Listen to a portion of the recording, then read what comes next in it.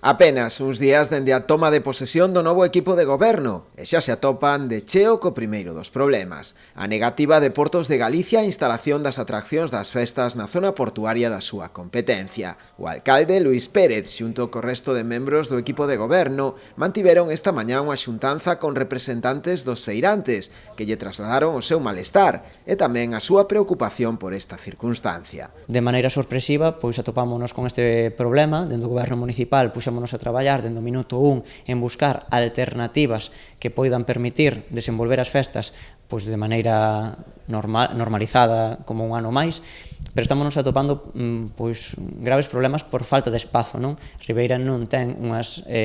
amplas rúas nas que se poidan instalar todo tipo de atraccións, hai algunhas que requiren anchos e fondos pois bastante considerables, sen o espazo portuario non poderemos desenvolver esas festas de maneira habitual, non? Despois de varios días intentando poñerse en contacto sen éxito cos responsables de Portos, o alcalde logrou este mediodía manter unha conversación telefónica co presidente do ente autonómico, José Antonio Álvarez, que se mostrou favorable a chegar a un entendemento. Mañá técnicos municipais desplazaránse á sede de Portos para analizar as posibilidades de manter as atraccións e os postos da feira no seu emprazamento habitual, aínda que haxa que realizar algunhas leves variacións. Dase así por zanxado un tema que preocupaba especialmente no concello. Eu só agardo que Portos de Galiza, polo menos este ano,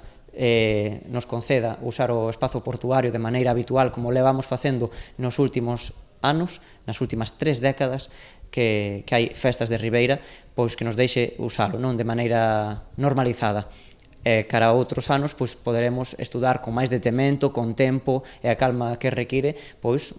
atopar unha solución acordada non só para este goberno municipal, senón tamén cos feirantes e coa propia veciñanza, non? Porque quero lembrar que esa prohibición que establece Portos de Galiza non lle fai dano a este goberno municipal, está lle facendo un grave dano aos feirantes que viven desa actividade económica, pero tamén a todos os veciños e veciñas de Ribeira que non van poder desfrutar das súas festas de verán de maneira pois habitual como viñan facendo.